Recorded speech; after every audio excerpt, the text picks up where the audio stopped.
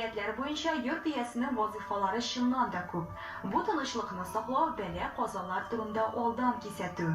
Naşar vaqığa bulasın sizsə, ul qocalar bilən ilimtəgə kirə. Ya qağılıb kitər, көрініп ала шақылдата әйбірлеріне идәнгер ғытайкен.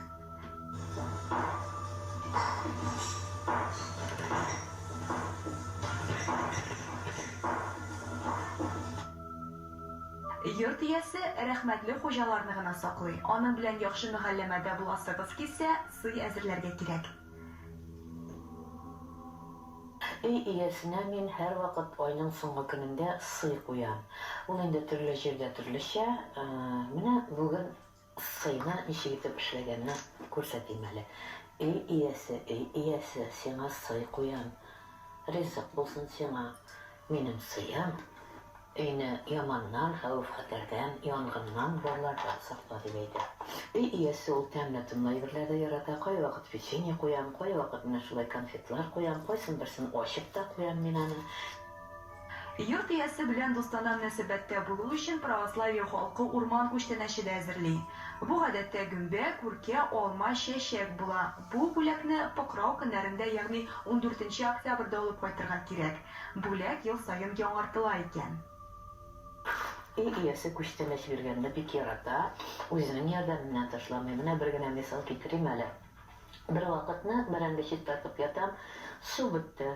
Нишләптер арган булгандырмын инде. Мин бераз гына мәйтәм ятып торыйм дип ял итәргә яттым. Шуннан йоклап киткәнмен. Менә ничек иттереп тә аңлатырга белмим. Ниндидер бер шушындый энергия, ул үзе үтә күренмәле дә түгел. Әмма мин аның өй иясе икәнен аңлыйм. Миңа булай иттереп сыйпый, уянмасаң өеңне су баса. Тәндә су биргәннәр дә су чылтырап акып ята. Шулай итеп менә мине өй иясе уятты. Өй иясен бары тик мәчеләр генә сизә, күрә ала. Шуңа да яңа йортка күчкәндә иң элек шушы хайванны кертеп җибәргә кирәк икән. Яңа йортка күчкәндә иске өй иясен үзең белән алып китәргә кирәк.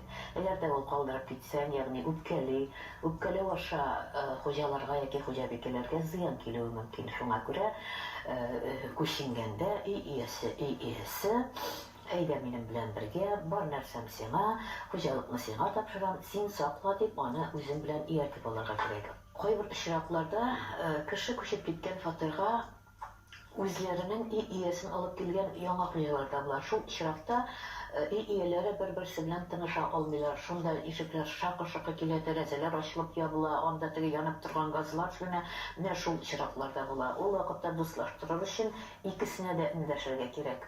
Бергә дус булыгыз, монда тату торыгыз, сыегыз бергә булсын, ашыгыз бергә булсын, көннәребез тыныч булсын дип, менә шундый теләкләр теләп өй ияләренә мөрәҗәгать итәргә кирәк. Йорт иясенә ышаныргамы, юкмы, моны инде һәрбер кеше үзе хәл итә. Иң мөһиме өйдә сәламәт мөхитне саклап калу. Бу эштә ярдәм итүчеләр булса да, зыян итмәс иде.